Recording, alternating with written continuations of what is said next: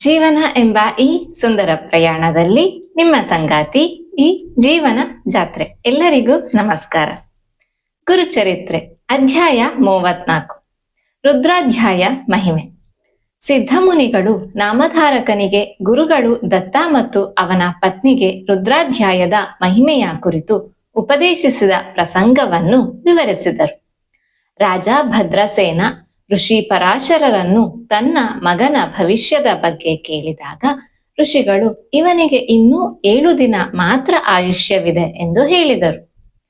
ದುಃಖಿತನಾದ ರಾಜನು ಪರಿಹಾರವನ್ನು ಕೇಳಿದಾಗ ಪರಾಶರರು ರುದ್ರಾಭಿಷೇಕವನ್ನು ಮಾಡಬೇಕೆಂದು ಸೂಚಿಸಿದರು ಮತ್ತು ರುದ್ರಾಧ್ಯಾಯದ ಮಹಿಮೆಯನ್ನು ವಿವರಿಸಿದರು. ಬ್ರಹ್ಮದೇವರು ವೇದೋಪನಿಷತ್ತುಗಳನ್ನು ಸೃಷ್ಟಿಸಿ ಸದಾ ರುದ್ರಾಧ್ಯಾಯವನ್ನು ಜಪಿಸುತ್ತಿದ್ದರು. ಆ ಮಹಾಮಂತ್ರವನ್ನು ಅತ್ರಿ, ಮಾರೀಚಿ ಮುಂತಾದ ಋಷಿಗಳಿಗೆ ಬೋಧಿಸಿದರು. ರುದ್ರಾಧ್ಯಾಯ ಪಾರಾಯಣದಿಂದ ಜನರ ಪಾಪಗಳು ನಾಶವಾಗಿ ನರಕಕ್ಕೆ ಹೋಗುವವರ ಸಂಖ್ಯೆ ತೀರಾ ಕಡಿಮೆಯಾಯಿತು.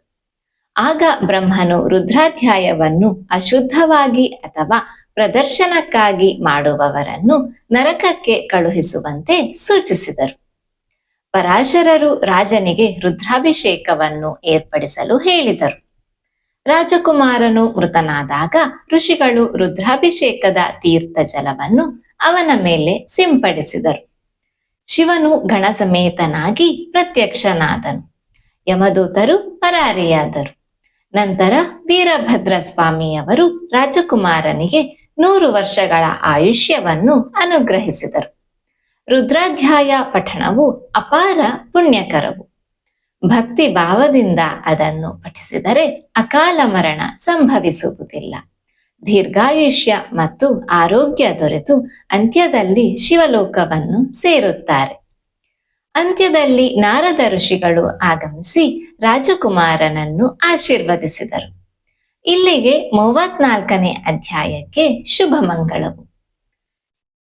ಈ ಅಧ್ಯಾಯದಿಂದ ನಾವು ತಿಳಿಯುವ ಜೀವನ ಪಾಠಗಳು. ಭಕ್ತಿಯು ಅಪಾರ ಶಕ್ತಿಯನ್ನು ಸರಳವಾಗಿ ಬೋಧಿಸುತ್ತದೆ.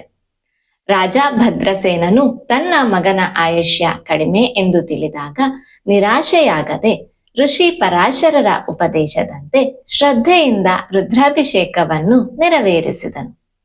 ಇದರಿಂದ ದುಃಖದಲ್ಲೂ ನಂಬಿಕೆ ಕಳೆದುಕೊಳ್ಳಬಾರದು ಎಂಬ ಪಾಠವು ಸಿಗುತ್ತದೆ.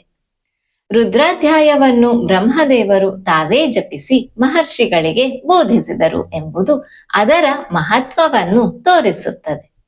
ಶುದ್ಧ ಭಾವದಿಂದ ಮಾಡಿದ ಪಠಣ ಪಾಪಗಳನ್ನು ನಾಶ ಮಾಡುತ್ತದೆ. ಪ್ರದರ್ಶನಕ್ಕಾಗಿ ಮಾಡಿದ ಭಕ್ತಿಗೆ ಫಲವಿಲ್ಲ. ಭಕ್ತಿಯ ಸೌಂದರ್ಯ ಭಾವದಲ್ಲಿದೆ, ಆಚರಣೆಯಲ್ಲಿ ಅಲ್ಲ. ಶಿವನ ಕೃಪೆಯಿಂದ ರಾಜಕುಮಾರನು ದೀರ್ಘಾಯುಷ್ಯವನ್ನು ಪಡೆದನು. ಈ ಅಧ್ಯಾಯ ನಮಗೆ ಹೇಳುವುದು ಏನೆಂದರೆ, ಶ್ರದ್ಧೆ ಮತ್ತು ಶರಣಾಗತಿ ಇದ್ದರೆ ದೈವಿಕ ಕೃಪೆಯಿಂದ ಜೀವನ ಯಾವಾಗಲೂ ರಕ್ಷಿಸಲ್ಪಡುತ್ತದೆ. ಧನ್ಯವಾದಗಳು.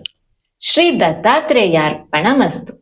ಸಬ್ಸ್ಕ್ರೈಬ್ ಮಾಡಿ. ಇದು ಕೇವಲ ಚಾನಲ್ ಅಲ್ಲ, ಇದು ನಿಮ್ಮ ಜೀವನ ಜಾತ್ರೆ. ಸರ್ವೇ ಜನ ಸುಖಿನೋ ಭವಂತು.